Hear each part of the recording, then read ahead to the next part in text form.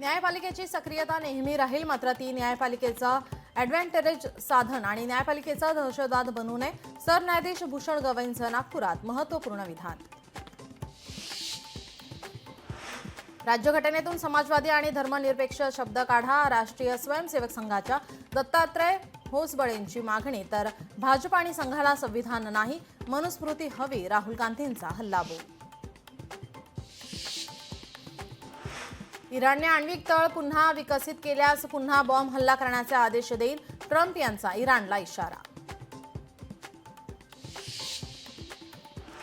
धुळ्यात काँग्रेसला मोठा धक्का बसण्याची शक्यता. माजी आमदार कुणाल पाटील भाजपमध्ये जाण्याच्या तयारीत. मंत्री जयकुमार रावल यांची भेट घेतल्यानंतर चर्चांना जोर. अमरावतीच्या अंजनगाव सुरजीतील शाळांची दुरावस्था. मुर्हा बुद्रुक जिल्हा परिषद शाळेच्या छताला गळती. 2 वर्षांपूर्वी झालेल्या बांधकामाच्या गुणवत्तेवर प्रश्नचिन्ह.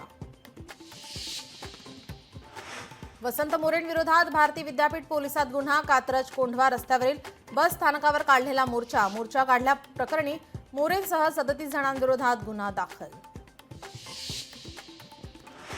शक्तीपीठ महामार्गाला कोल्हापूरमधील शेतकऱ्यांचे समर्थन. समर्थनातील शेतकऱ्यांची मुख्यमंत्र्यांसोबत बैठक घडवून आणणार. आमदार गोपीचंद पडळकर यांची माहिती.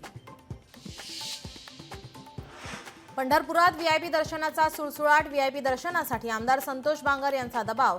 आमदार संतोष बांगर यांचा मंदिर समितीवर दबाव. 21 कार्यकर्त्यांना दर्शन देण्यासाठी मंदिर समितीला पत्र.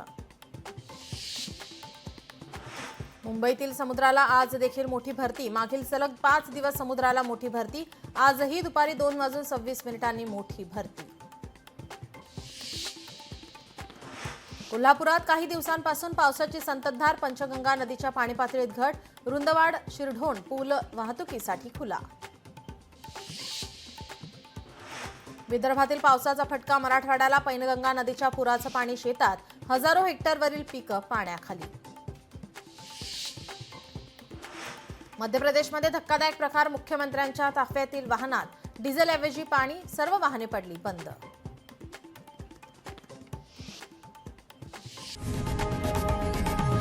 लोकशाही मराठी ऐका, पहा, जागरूक रहा.